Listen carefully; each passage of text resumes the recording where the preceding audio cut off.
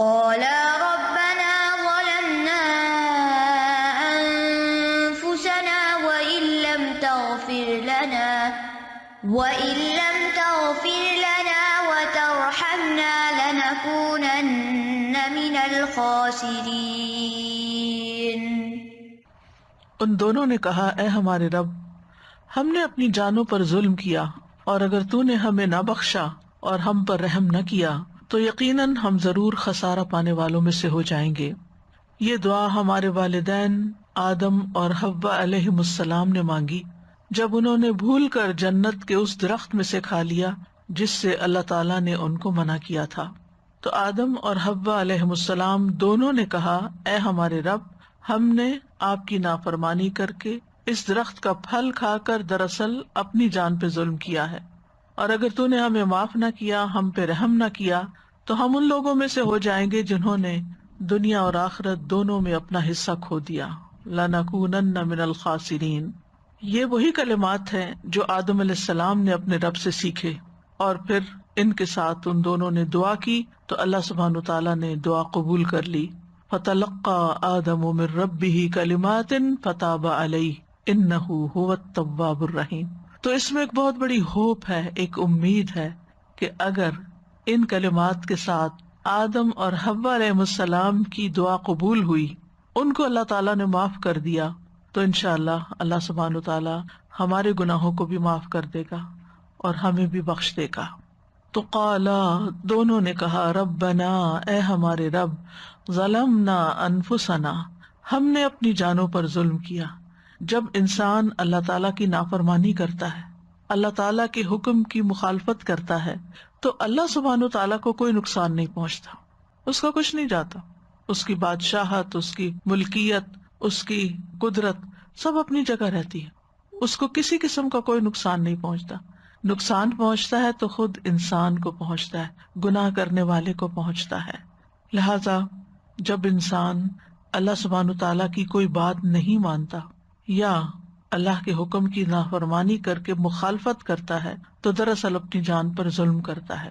ظلم کا مطلب ہوتا ہے کسی چیز کو اس کے خاص مقام پر جو اس کے لیے ہے وہاں نہ رکھنا، خواہ کمی یا زیادتی کر کے یا اس کے صحیح وقت یا اصلی جگہ سے اس کو ہٹا دینا، یہ ظلم ہوتا ہے۔ تو ایک ظلم انسان اللہ تعالیٰ کے ساتھ کرتا ہے جس کو شرک کہا جاتا ہے، کہ عبودیت یا عبادت کا حق صرف اللہ کا ہے، جب وہ اللہ سے لے کر کسی اور کو دے دیتا ہے، کسی اور کی عبادت میں لگ جاتا ہے، کسی اور کی پوجا پاٹ میں لگ جاتا ہے، تو اللہ کا حق مارتا ہے، یہ بھی ظلم ہے۔ دوسری قسم کا ظلم وہ ہے جو انسان دوسرے انسان پہ کرتا ہے جب اس کو اس کا حق نہیں دیتا۔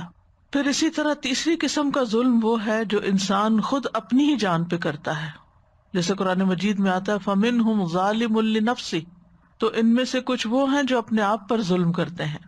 تو انسان جب بھی گناہ کرتا ہے، چاہے وہ اللہ کے حقوق میں سے کسی حق کو نہ دینا ہو، اور سب سے بڑا حق تو اس کو اپنا معبود ماننا ہے، صرف اسی کی عبادت کرنا ہے، یا بندوں کا حق جب نہیں دیتا، یا پھر اپنی خواہشات کے پیچھے چلتا ہے اور کوئی غلط کام کر بیٹھتا ہے، تو یہ ساری ہی ظلم کی قسمیں ہیں، اور اس میں انسان پر لازم ہو جاتا ہے کہ انسان غلطی کے بارے میں سوچے، اس کا اعتراف کرے، اس کو مان لے، اور پھر اللہ تعالیٰ سے بخشش کی دعا کرے۔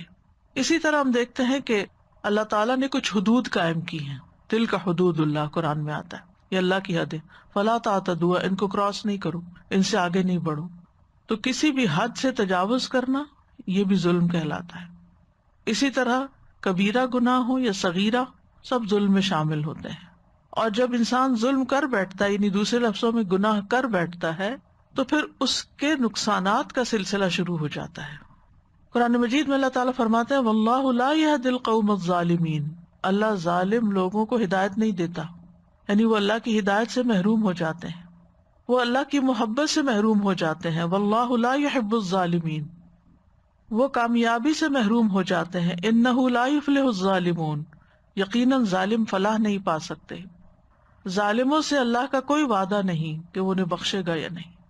لا ینال عہد الظالمین، تو ظلم جو ہے یا دوسرے لفظوں میں گناہ جو ہے، یہ دراصل انسان کو خود ہی نقصان دیتا ہے۔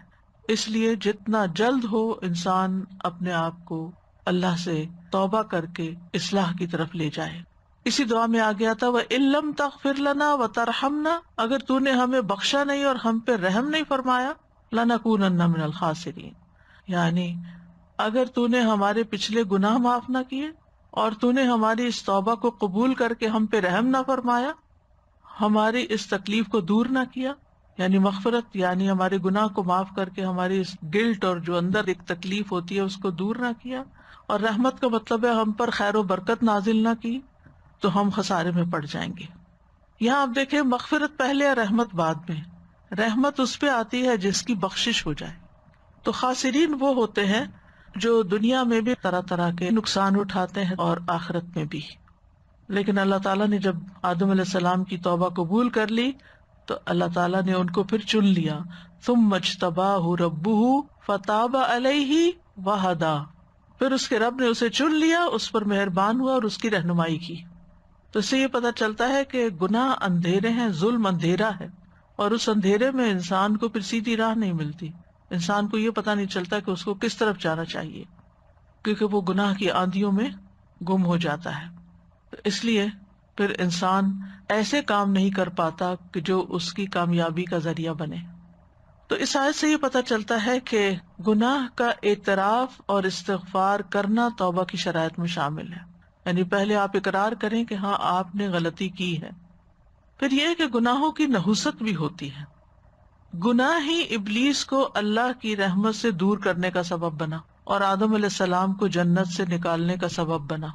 عام طور پر گناہوں کی تقسیم کی جاتی کبیرہ اور صغیرہ، لیکن ہیں دونوں ہی اللہ کی نافرمانی کے کام. کوئی چھوٹا ہے کوئی بڑا ہے. چھوٹے گناہ بھی قابل مواخذہ ہوتے ہیں اور چھوٹے گناہ مل کے جمع ہو کے بہت بڑے بھی بن جاتے ہیں. پھر اس آیت سے یہ بھی پتہ چلتا ہے کہ اللہ سچے لوگوں کی توبہ قبول کرتا ہے، جو توبہ کرنے میں جلدی کرتے ہیں اور اپنی غلطی کا اعتراف کر لیتے ہیں. جیسے ہم دیکھتے ہیں یونس علیہ السلام جب مچھلی کے پیٹ میں گئے تو انہوں نے یہ نہیں کہا کہ میں تو ایک نبی تھا اور میں تو اتنے نیک کام کر رہا تھا، پھر میرے ساتھ یہ کیوں ہو گیا. عام طور پر اگر ہم میں سے کسی پر کوئی مشکل آئے تو ہم اپنی صرف نیکیاں یاد کرتے ہیں کہ میں تو اتنی نمازیں بھی پڑھتا تھا، نفل بھی پڑھتا تھا، صدقہ خیرات بھی کرتا تھا، یہ بھی، پھر میرے ساتھ ایسا کیوں ہوا، اور ہم اپنی غلطیاں بھول جاتے ہیں. جبکہ اللہ کے نبی یونس علیہ السلام کا اسوہ حسنہ ہمیں کیا بتاتا ہے کہ وہاں پہنچ کر انہوں نے اپنی سابقہ نیکیوں کو یاد نہیں کیا بلکہ اپنی غلطی کا اعتراف کیا کہ غلطی تو میری اپنی ہے، جس کی وجہ سے میں یہاں پہنچا ہوں، جس کی وجہ سے میرے ساتھ یہ ہوا ہے. اور یہ بھی اللہ تعالیٰ کی بہت بڑی رحمت ہوتی ہے کہ کسی انسان کو یہ توفیق مل جائے مصیبت آنے کے بعد کہ وہ اپنی غلطیوں، اپنے گناہوں کو یاد کر لے اور پھر ان پر توبہ کرے اور ان پہ معافی مانگے. اور بعض اوقات تو امتحان بھی اللہ کی محبت کا نتیجہ ہوتا ہے.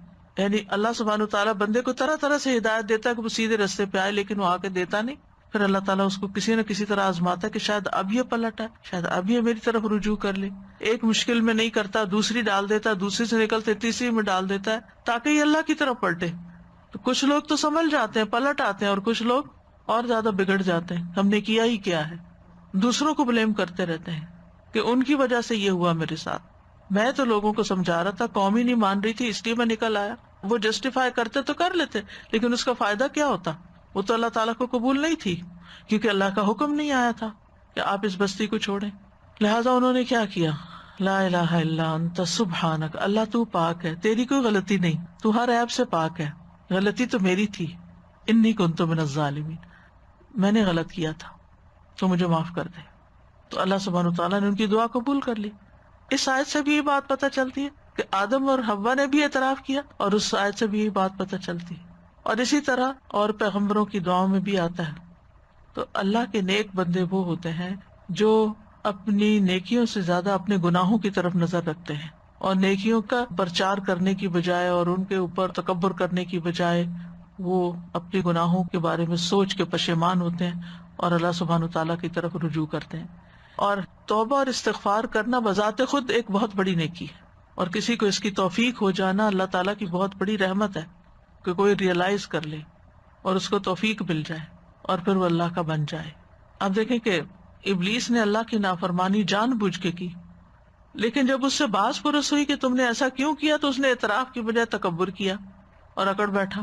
آدم علیہ السلام سے بھول ہوئی تھی، جان کے نہیں انہوں نے کیا، بھول گئے تھے، لیکن جب انہیں پتا چلا کہ اللہ تعالیٰ ناراض ہے تو انہوں نے اپنی غلطی کا اعتراف کر لیا۔